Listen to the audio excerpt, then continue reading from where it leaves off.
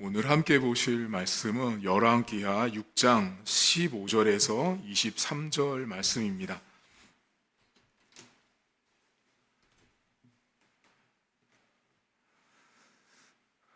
열왕기하 6장 15절에서 23절입니다. 하나님의 사람의 사환이 일찍이 일어나서 나가보니 군사와 말과 병거와 성읍을 에워쌌는지라. 그의 사환이 엘리사에게 말하되 내 주여, 우리가 어찌하리이까 하니 대답하되 두려워하지 말라. 우리와 함께한 자가 그들과 함께한 자보다 많으니라 하고 기도하여 이르되 여호와여, 원하건대 그의 눈을 열어서 보게 하옵소서 하니 여호와께서 그 청년의 눈을 여심해 그가 보니 불말과 불병거가 산에 가득하여 엘리사를 둘렀더라. 아람 사람이 엘리사에게 내려오매 엘리사가 여호와께 기도하여 이르되 원하건대 저 무리의 눈을 어둡게 하옵소서 하매 엘리사의 말대로 그들의 눈을 어둡게 하신지라. 엘리사가 그들에게 이르되 이는 그 길이 아니요 이는 그 성읍도 아니니 나를 따라오라.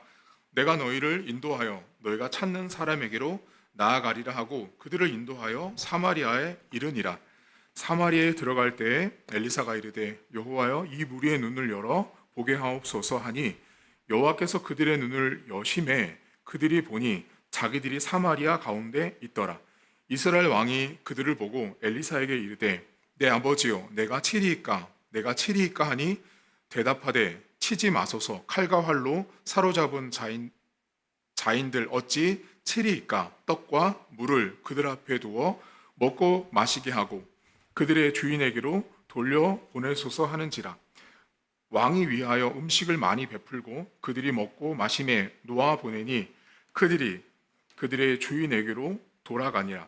이로부터 아람 군사의 부대가 다시는 이스라엘 땅에 들어오지 못하니라. 아멘. 아람 왕은 자신의 전략, 복병을 세우는 문제를 엘리사가 이스라엘 왕에게 다 알려준다고 그 자신의 신복을 통해서 알게 됩니다. 그런데 엘리사는 아람 왕 침실에 간 적도 없었거든요. 그럼에도 불구하고 이 아람이 세우는 전략을 다 알았어요. 다 알았는데 이제 엘리사가 없어져야 했습니다. 결국 엘리사뿐만 아니라 이스라엘을 무너뜨려야 되기 위해서 아람 군대가 쳐들어왔습니다. 아침에 일어났는데 청년 사환이, 이 청년 종이 자신이 있는 위치를 돌아봤더니 주변에 아람 군대가 가득 찼습니다. 꽉 찬 거예요, 한마디로. 꽉 찼는데 이 청년이 여기 본문에 라고 합니다. 완전 한탄이고요. 이제 끝났다, 죽었다라는 말이에요. 이 사람이 이제 어떡하냐라고 말하니까 엘리사가 뭐라고 말하냐면 두려워하지 말라라고 말합니다. 그리고 저들의 병사보다, 저들의 군사보다 우리와 함께하고 계신 분이 훨씬 더 많고 크다라고 말하며 불말과 불병거를 여러분 잘 아신 대로 말씀합니다. 그런데 여기 본문에 이 성경에서, 오늘 본문에서 여러분들이 계속 반복된 말을 주목하셔야 되는 17절부터 보세요. 17절에 보면 이 엘리사가 기도하면서 그의 눈을 열어서, 또 17절 맨 중반절에 또 눈을 여심해, 그리고 18절에 보시면 아람 군대를 향해서는 저 무리의 눈을 어둡게 하옵소서 하고 다시 그들이 사마리아로 들어오니까 20절 보세요. 그들의 눈을 여심해 그들이 보니 자기들이 사마리아에 있다라고 말하며 눈을 열고 닫는 문제를 계속 말하고 있어요. 그러니까 지금 이 전쟁이에요. 전쟁인데 성경은 단순하게 전쟁을 말하고 싶은 게 아니에요. 영적인 눈을 열린 자와 열리지 않은 인생, 그리고 그 눈을 열고 닫는 문제가 하나님께 있다라는 걸 말하는데, 우선 청년 사환의 이야기를 잠깐 가기 전에 이 아람이 이스라엘을 공격하기 위해서 어떤 사람이 나옵니다. 이 사람들이 나올 때 이 엘리사가 무슨 기도를 하냐면 하나님, 저들의 눈을 어둡게 하옵소서. 그런 다음에 어떻게 하냐면 엘리사에 가서 야, 나 따라와. 너희들이 가는 그 길은 그 길이 아니니까 내가 인도할게 해서 따라왔는데, 따라올 때까지 하나님이 어떻게 하냐면 눈을 가렸어요. 그리고 나서 들어와 봤더니 놀랍게도 자신들이 포위하고 있었던 성, 그 사마리아 안에 자기들이 들어와 있는 거예요. 이게 사실 인간적으로 병법적으로 말도 안 되는 상황인 거죠. 그러니까 지금 이 성경이라는 것은 전쟁을 말하고 싶은 게 아니에요. 하나님께서 어떻게 일하시는지를 보여주는데 저 사람들의 눈을 가려서 끌고 왔더니 눈을 떠보니 자신들을 공격하려고 했던 이스라엘의 자기가 포로가 되어 있는 거예요. 하나님이 그렇게 인도하셨어요. 그러니까 눈을 열고 닫는 문제를 통해서 하나님이 인생사 또 역사 각 나라의 일들을 어떻게 진행하시는지를 보여주는데 오늘 이 청년 사환을 잠깐 주목하셔야 돼요. 이 청년 사환이요, 아침에 일어났는데 온 사방이 아람 군대로 가득했어요. 왜 이 사람 두려웠죠? 답은 딱 하나예요. 뭐냐면 너무 숫자가 많은 거예요. 너무 숫자가 많고 자기가 감당하기 어려운 숫자가 가득 찼으니 두려워 떨었죠. 그러니까 엘리사의 눈에는 뭐가 보였냐면 그들을 포위하고 있는 하나님의 불병거가 보였는데 청년은 눈이 열리지 않았으니, 다시 말하면 믿음의 눈이 없는 거예요. 하나님이 이렇게 하실 일들을 바라보지 못하고 영적인 해안이 없으니 눈에 보이는 사실, 팩트, 현장, 그것만 딱 보인 거예요. 그러니까 지금 이 사람 눈에는 하나님의 군대가 안 보이는 거예요. 하나님의 군대가 안 보이니 당연히 두려워 떨고, 숫자가 많으면 이겼다, 숫자가 많으니 우리는 졌다, 숫자가 많은 저들이 우리보다 훨씬 월등하다라고 생각한 거예요. 근데 엘리사는 뭐래요? 아니다, 하나님의 군대가 우리와 함께하고 있다라고 말합니다. 여러분, 기독교는요, 오늘 이 성경을 잘 보시면 성경 안에서 되게 많은 전쟁들이 등장하거든요. 기드온의 300용사도 마찬가지지만 전쟁 이야기가 되게 많이 나와요. 그런데 그 전쟁 이야기의 공통점이 뭐냐면 숫자로 싸우는 게 아니라는 거예요. 숫자로 이기고 지고의 문제가 아니라 그 전쟁 속에서 하나님이 어떻게 일하는지를 바라보고 있는 믿음의 사람들을 성경은 끊임없이 말해주고 싶단 말이죠. 근데 문제는 신앙인들이, 기독교인들이 자꾸 뭐를 보냐면 숫자를 보는 거예요. 현실을 보고 현장을 보니 안 되는 거죠. 불가능하고 나는 못할 것 같고 어려운 거예요. 쫓기는 거죠, 끊임없이. 여러분, 이 사람들에게 있는 문제점이 뭐냐면 크면 졌다예요. 숫자가 많으니까 이 싸움은 해봤자 우리가 질 거라고 생각했던 게 청년 사환의 눈이었어요. 근데 엘리사는 뭐라 그러냐면 틀렸다. 현실과 사실과 숫자로 하나님의 일이 벌어지는 것이 아니라 믿음의 눈을 가진 사람들을 통해서 하나님은 역사한다라는 걸 성경이 말하는데, 여기에 이 청년 사환이 갖고 있었던 오류를 뭐라고 말하냐면 동일시의 오류라고 말합니다. 자, 동일시의 오류라는 말이 뭐냐면 이런 거예요. 저 사람이 돈을 1억을 갖고 있으면 저 사람은 1억 원어치의 사람이야, 1억 원어치처럼 살 거야, 1억 원어치처럼 뭔가를 이루어낼 사람이라고 보는 게 동일시의 오류예요. 다시 말하면 저 교회는 10,000명이 모이니까 10,000명에 준하는 신앙생활을 할 거야 라고 보는 게 동일시의 오류예요. 여러분, 신앙은 그렇게 되지 않습니다.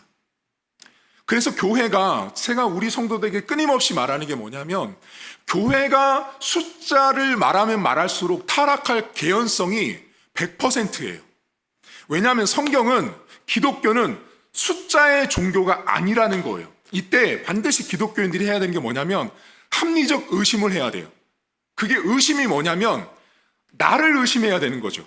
이게 무슨 말이냐면, 합리적 의심이라는 말이 무슨 뜻이냐면 이거 진짜 하나님이 하실까? 아니, 하나님이 안 하실 거야. 하나님은 돕지 않을 거야. 아니, 설마 하나님이 이렇게 하겠어? 이렇게 하나님을 의심하라는 게 아니라 지금 내가 현실을 바라보고 있는 저 숫자, 내가 지금 현장을 바라보고 있는 나의 태도가 과연 믿음의 사람으로서 맞는지를 나를 의심하라는 거예요. 나를 의심하는 것이 기독교가 말하는 합리적 의심이에요. 만약에 청년 사원이 정말로 믿음의 사람이었다면 그 수많은 아람 군대를 보고 합리적 의심의 사람이었으면 이렇게 말했어야 합니다. 저 숫자가 정말로 전부 다일까? 아니지.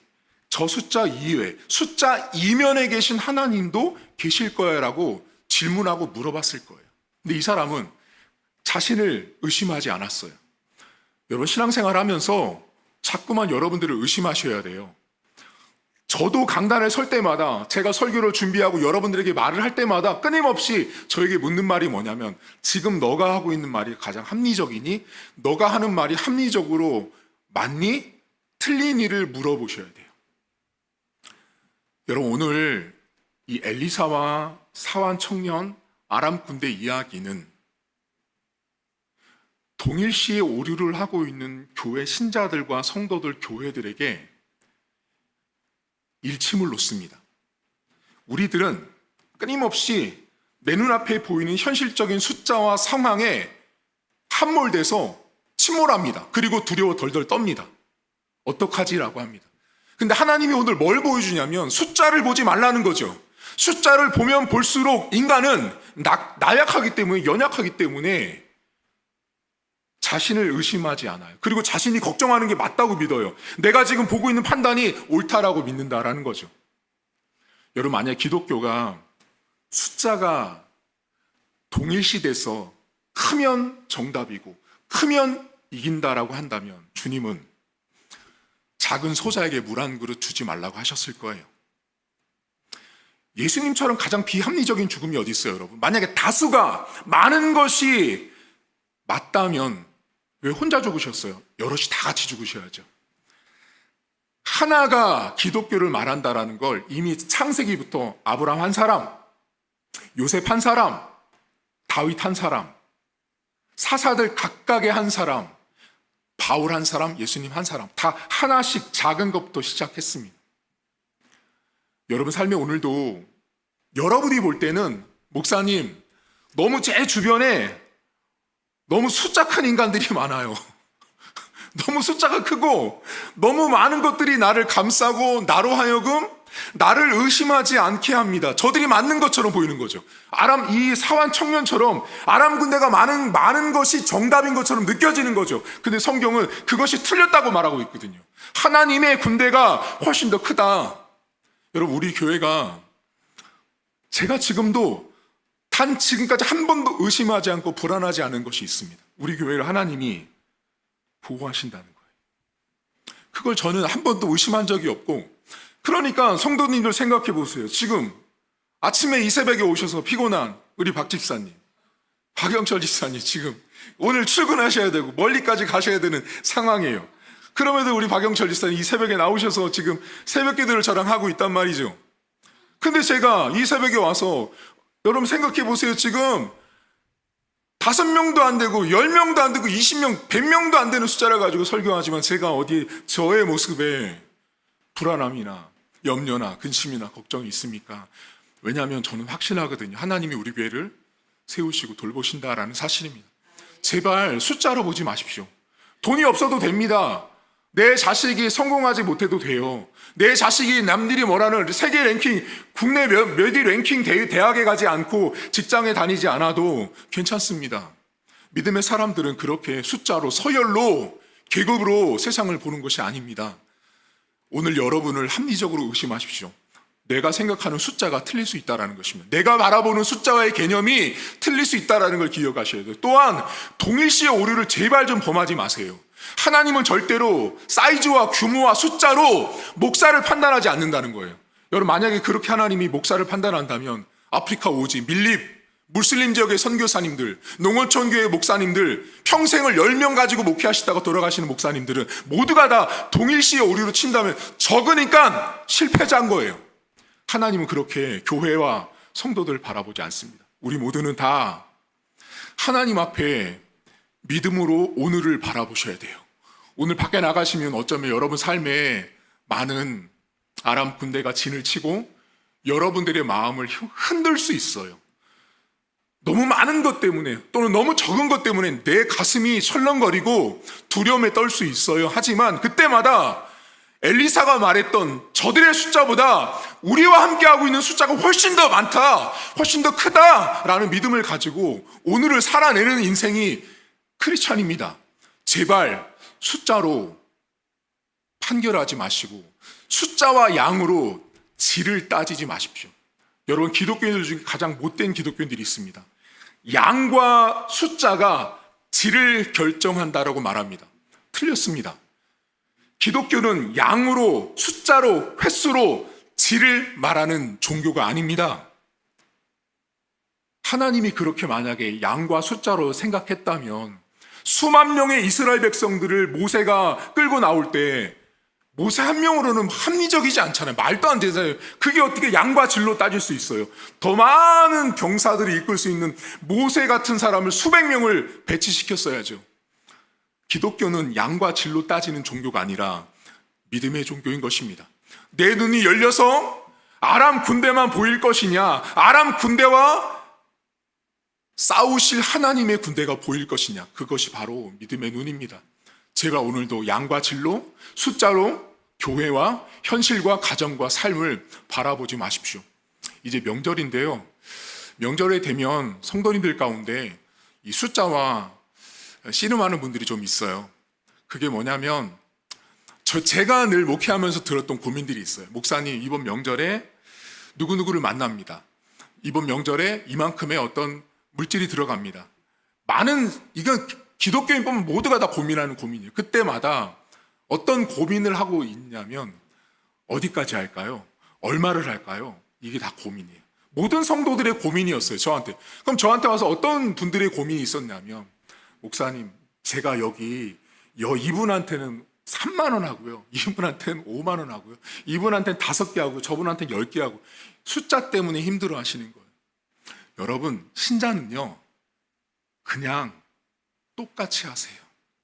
그게 하나님 보시기에 합당하고 그렇게 해야 훗날 뒤탈이 없습니다. 하나님 백성은 숫자에 너무 민감하지 마십시오. 오늘도 나를 지키시고 나를 보호하신 하나님의 불병거가 내 교회를 지키고 내 가정을 지키고 여러분의 삶을 지킨다는 믿음으로 하루를 살아갈 수 있기를 주의 이름으로 축복합니다. 하나님 아버지, 교회가 많이 타락했습니다. 그 타락한 것을 어디서 알 수 있냐면 많은 교회들이 부흥을 하면 능력 있는 목사, 성도가 돈을 많이 벌면 하나님이 축복한 인생이라고 결론을 짓습니다. 하나님, 그 모두가 다 동일시 오류고 자신들을 합리적으로 의심 한번 해보지 않은 채 이 모든 것들을 수용하고 받아들이는 사람들의 모습입니다. 하나님, 성경은 숫자를 말하는 기독교가 아닙니다. 성경 곳곳에 있는 수많은 전쟁 이야기들은 숫자로 해서 하나님이 이기게 하신 적이 단 한 번도 없었습니다. 항상 하나님께서 믿음의 사람들, 믿음으로 어떻게 반응하는지, 하나님이 이 상황 속에서, 적은 숫자 속에서, 부족한 상황 속에서 하나님이 어떻게 내 인생과 교회 가운데 역사하시는지를 하나님은 믿음의 사람들의 모습과 태도를 더 주목하셨습니다. 하나님, 오늘도 우리는 우리 교회 성도들만큼은 자신들을 합리적으로 의심하기를 원합니다. 내가 지금 바라보고 있는 이 불안함들, 이 염려들이 과연 하나님도 걱정하고 있는 것인지, 내가 지금 바라보고 있는 내 자녀의 모습들, 내 교회의 모습들, 내 인생의 모습들이 과연 하나님도 나처럼 그렇게 염려하실지, 나처럼 그렇게 고민하실지를 물어보게 하옵소서. 하나님, 오늘도 우리는 끊임없이 숫자가 많으면 정답처럼 여깁니다. 숫자가 많으면 성공한 것이요, 돈이 많으면 축복받은 것이라고 우리는 생각합니다. 하나님이 언제 그렇게 동일시처럼 우리의 인생을 그렇게 재단하시고, 그렇다면 하나님 아버지, 교회 안에 수많은 성도들 가운데는 90% 이상이 못 살고 가난하고 못 배웠습니다. 그렇게 허물 많은 사람들이 훨씬 더 많은 교회 안에서 왜 하나님은 우리를 불러주시고 이곳에서 함께 신앙생활을 하셨는지 우리 성도들은 묻게 하옵소서. 끊임없이 숫자에 현혹되고 끊임없이 물질의 양에 현혹되고 사람의 머릿수에 현혹되어서 교회가 타락의 길을 걸었습니다. 그래서 더 많은 장로들을 세워야 되고, 더 많은 부교육자들을 뽑아야 되고, 더 많은 권사들을 세워서 그 교회가 이만큼의 권세와 위력을 가지고 있다고 자랑해야 됐습니다. 하나님, 교회는 숫자 노름하는 개터가 아닙니다. 숫자 노름하는 장사하는 장사꾼들이 모여있는 곳이 아닌 것입니다. 하나님, 우리 교회 성도들은 믿음으로 오늘 하루를 살아갈 수 있도록 도와주옵소서. 믿음으로만 살아야 아람 군대를 포위하고 있는 하나님의 군대가 보이는 것입니다. 숫자를 바라보면 바라볼수록 하나님의 군대는 여전히 보이지 않을 것이고 끊임없이 두려워 떠는 인생이 될 수밖에 없음을 고백합니다. 하나님, 오늘도 내 눈앞에 보이는 숫자와 사람 앞에 두려워 떨지 않게 하시고 하나님의 군대가 내 교회를, 내 가정을, 내 직장과 내 자녀들을 돌보고 있음을 믿음으로 바라보는 우리 사랑하는 성도들의 하루가 될 수 있도록 은혜를 베풀어 주옵소서. 감사드리며 예수님의 이름으로 기도하옵나이다. 아멘. 하늘에 계신 우리 아버지, 아버지의 이름을 거룩하게 하시며 아버지의 나라가 오게 하시며 아버지의 뜻이 하늘에서와 같이 땅에서도 이루어지게 하소서. 오늘 우리에게 일용할 양식을 주시고 우리가 우리에게 잘못한 사람을 용서하여 준 것 같이 우리 죄를 용서하여 주시고 우리를 시험에 빠지지 않게 하시고 악에서 구하소서. 나라와 권능과 영광이 영원히 아버지의 것입니다. 아멘.